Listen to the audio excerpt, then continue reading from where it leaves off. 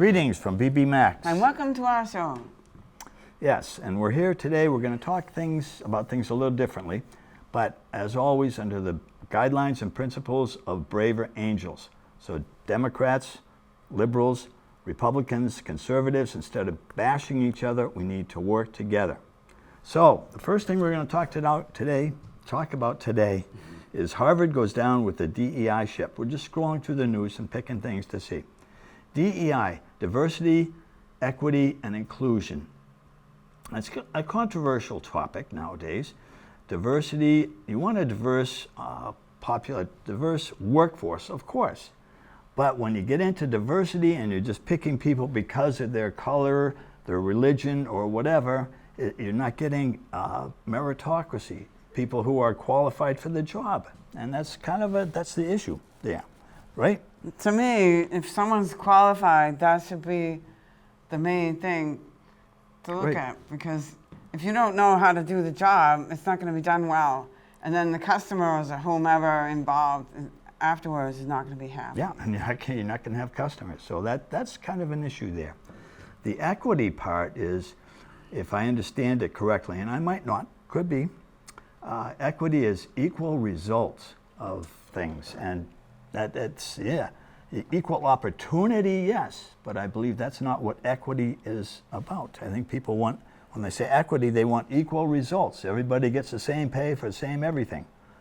And that's not really the best way to say it, but equal things. It's not equal opportunity, it's equal results. And I don't think that works well. What do you think? I think that, like I said, if someone's qualified for the job, that's cool. And that should be what matters. If they're from a different country and they're qualified, that's fine. Right. I wouldn't be qualified to repair computers because I have not been trained for it. Me neither. Okay, so we get to inclusion. And that's a little dicey because it seems to me that you're only including people that agree with you. And you're not including people who don't agree with you. You don't have to agree with them, but talk to them, speak to them, and things like that. That's what the problems that I have with DEI. But we'll see. All right, next we have British Steel sources materials from U.S. to keep furnaces running. Let's see what that says here. British Steel is turning to the United States to save United Kingdom steel production after the government passed an emergency law to seize control of the company. Wow, that's not good. Jeez. Yeah, but that's over in Great Britain, so England, United Kingdom, okay. So, well, we'll pass on that one there, okay. All right, what else do we have here? Greenpeace faces bankruptcy after $660 million verdict. Woo. Wow. Yeah. A jury, on March 19th, 2025, a jury in North Dakota delivered a crushing blow to the environmental group Greenpeace by ruling it liable for over $660 million in damages to Energy Transfer, the company behind the Dakota Access Pipeline. And the verdict stems from protests against the pipeline. In 2016, it alleges unlawful conduct by Greenpeace, including trespass news. The lawsuit targeted Greenpeace and Greenpeace International. Well, I don't know. It seems like their intentions are good, but I haven't looked into it to find out the details. Yeah, really, it's unfortunately, people on both sides of that issue are doing more of this than trying to figure out the best way to get around things. And that's, on both sides are not really guilty of that, but both sides do that. They need more of this instead of this bashing. One thing that Greenpeace has said, if I'm correct, I could be wrong, that recycling plastic just isn't really worth it. It doesn't really do anything. And I don't know what the process is involved for that, so I'm not sure. It's a good thing to be able to reuse stuff rather than waste, especially where there's trash that gets coagulated in one spot in the ocean, and it's making a terrible problem. Yeah. We do recycling. We recycle all our stuff, but I don't know where it goes. Everything that we Hopefully it's can good, yeah. recycle. Yeah, yeah. And another thing I heard is that the bottle caps on bottles are a different type of plastic, and they can't really be recycled with the same thing. So what do? Take the bottle caps off and... I had to do that one time. It was $30 worth of nickels of bottles that my friend gave to me, and I had to take all the caps off. Ouch, ouch. Well, anyways, hopefully they can resolve that, and Greenpeace can stay in action. You know, they do good things. So, but we need to work together instead of bashing each other on things like that. You don't get anything done just fighting. Right. Yes, exactly. Yep. Yeah. All right. So what else do we have here today? We have scientists warn climate pattern. We were talking about this one earlier. May soon enter a new phase. Okay. Climate change has been a topic of growing concern for decades. Really? But recent warnings from scientists suggest we may be on the brink of a new and unpredictable phase. Well, we've been warned about things for... This weather is never predictable anyway. Yeah. The shift in climate patterns could bring about changes in weather that are more dramatic and less predictable than what we've seen in the past. Come on, wow, you know? They're particularly concerned about the rapid melting of polar ice caps. And I've seen other stories where it's not rapidly melting. Ooh, who do you believe? That's hard. Sometimes people tell you information to try and manipulate how you feel.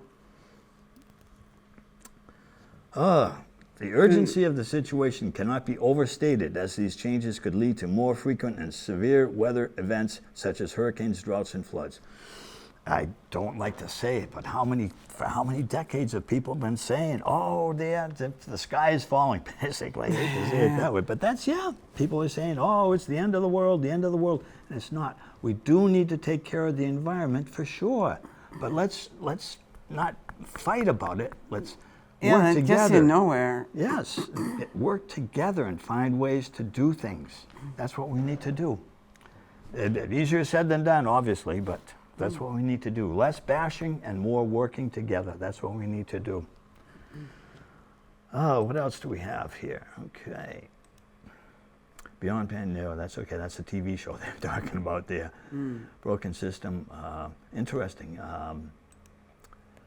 This is, let's see, who is it? Representative Jared Goldman, the Democrat from Maine, has supported President Trump's tariff policies in a pro-Trump district. That's where he'd get elected, in a pro-Trump district.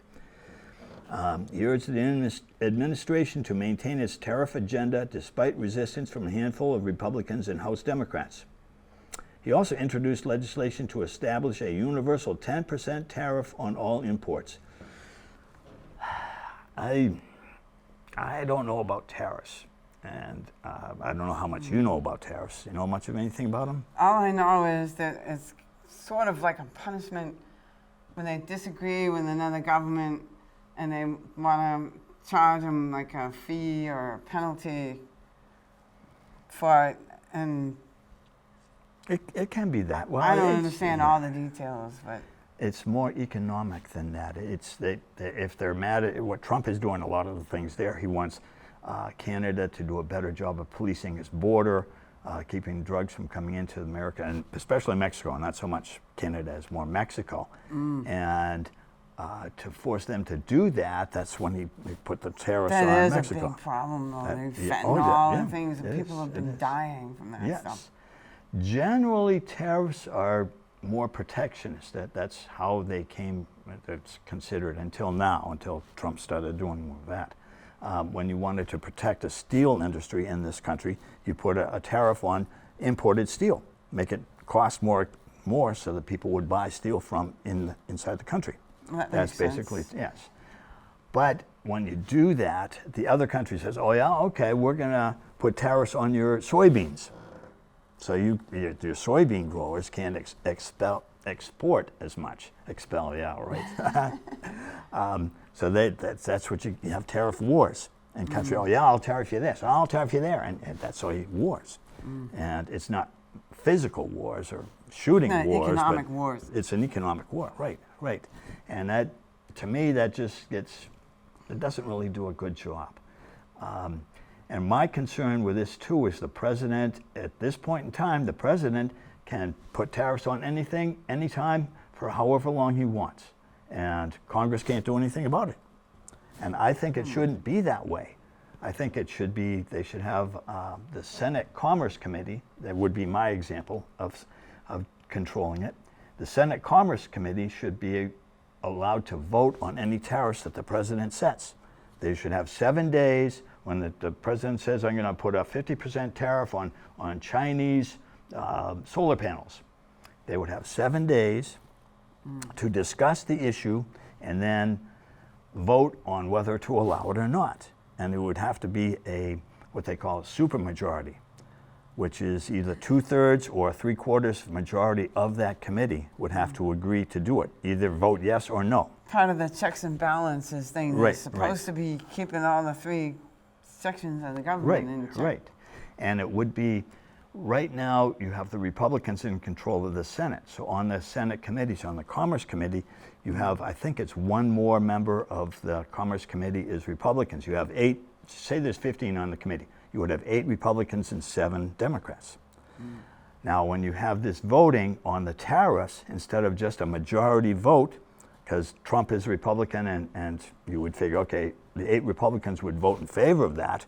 No, you need to have a supermajority, so you would have to get some Democrats, some of the opposition party. If the Democrats were in control, then you need some Republican votes to do the tariffs. And they either vote, enough of them, however they voted yes or no. You'd have to have a majority to change that. If they didn't vote, well, we'd have to figure that out. I believe there are stuff that is that way, isn't it? Aren't there some things that they vote on that have to be 3/4? Yeah, the filibuster is, well, the filibuster is 60 votes, but there are some certain things that, yes, they do have to do that, yes. Yeah. But, so in other words, that's just the idea that Congress should have some say in tariffs as well. I don't think the president alone should have that power. That's too much, I think. But that's my opinion. What do you think? I think so. It should be more of a checks and balance too. Right. Because when one person has too much power, a lot of times it goes to their head, and they just take advantage of the situation and other people. So. Yeah. All right, so what else do we have here? Massachusetts resort to okay. Okay. Trump has already lost his trade war with China. Well, that's their opinion. Is overconsumption the real enemy, not just fossil fuels? See what they have to say here. When discussing climate change, the conversation often revolves around fossil fuels. These are the primary culprits behind greenhouse gas emissions, which trap heat in our atmosphere. But is this the whole story? Overconsumption could be the hidden giant we're overlooking. You see, our insatiable appetite for goods drives the demand for energy, much of which still comes from fossil fuels. This means that even if we transition to renewable energy sources, the underlying problem of consuming too much remains. Reducing our consumption can be likened to fixing a leaky faucet. Even if we switch to green energy, the wasteful habits that fuel the demand must also be addressed. Interesting. Well, they don't say how to address. Oh, yes, they do over here. Okay, never mind. To understand overconsumption, think of a buffet where you fill your plate with more than you can eat. This tendency isn't limited to food. It extends to clothes, gadgets, even cars. Okay,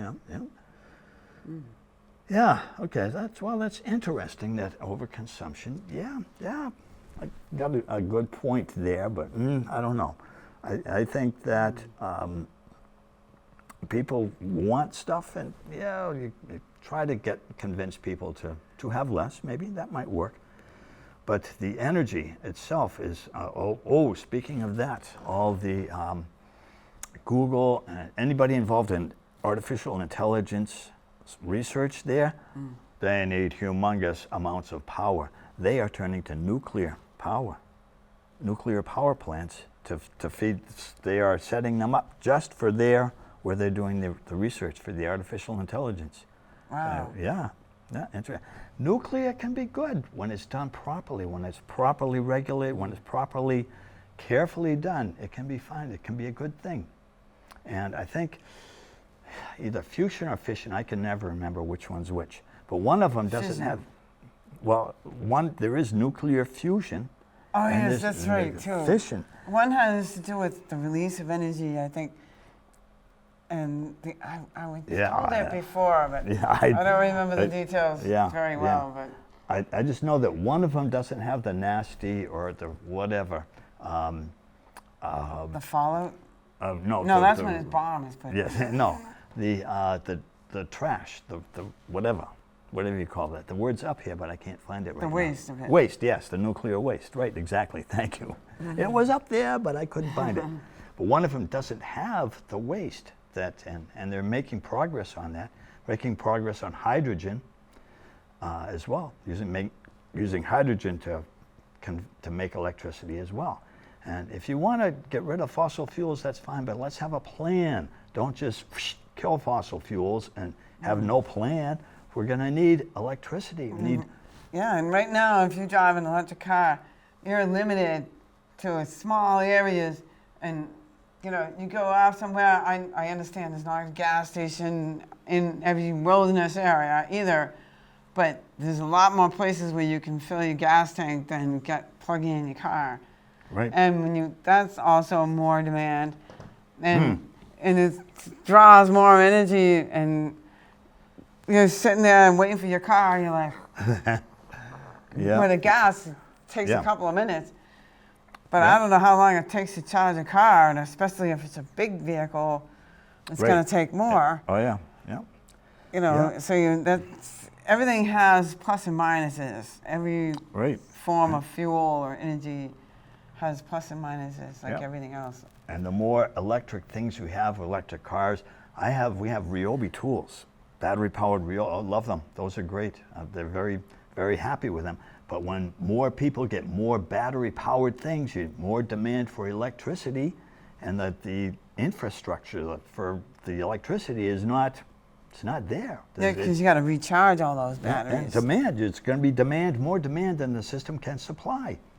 So we got to figure that out too. So that's right. Yeah. Everything has to have forward thinking. Yes. Yep, not backward thinking, like me. Whoops. Oh, Canada gives new lifeline on Trump tariffs. See what they have to say here about that. Canada's finance ministry has said it will give its country's businesses a 6-month relief period from its counter tariffs on certain U.S. goods imports, but warned this temporary measure should be used to adjust their supply chains and prioritize domestic sources.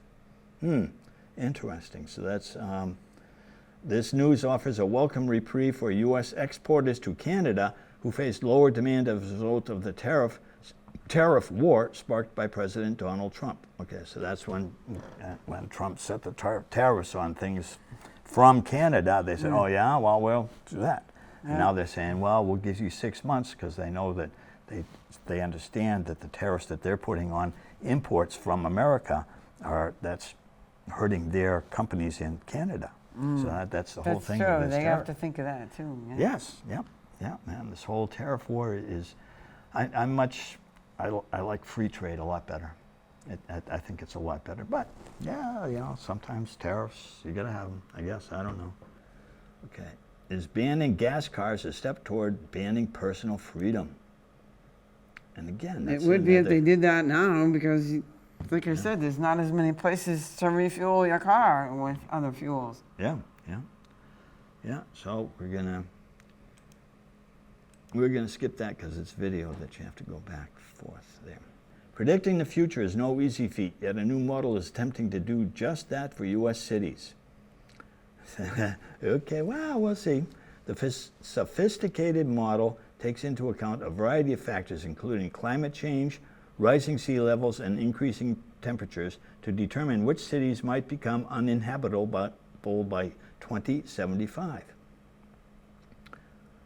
So, well, again, I don't know if they have a good model for it.